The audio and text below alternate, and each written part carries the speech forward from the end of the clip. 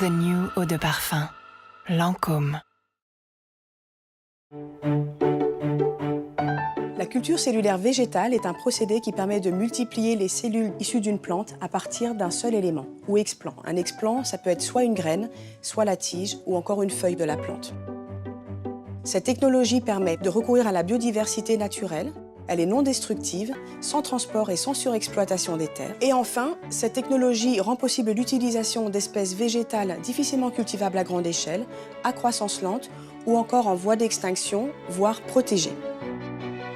Nous préservons dans nos serres le rosier reçu de chez Delbar et procédons au prélèvement de la feuille qui sera découpée en explants pour donner naissance à une nouvelle lignée de cellules végétales dédifférenciées.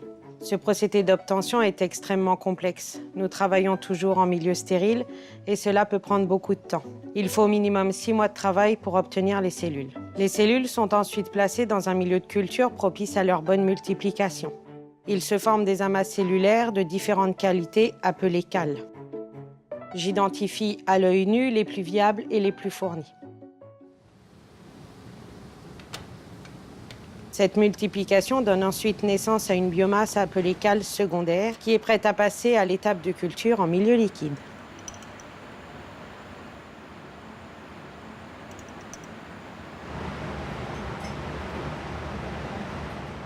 Les cales secondaires stabilisées et entretenues sont transférées en fermenteur, monitorées en continu.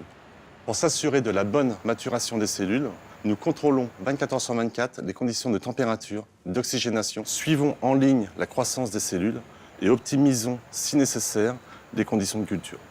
Après une dizaine de jours, les cellules sont filtrées et séparées de leur liquide nourricier. Elles sont prêtes à être formulées et exprimer leurs propriétés régénératives spécifiques.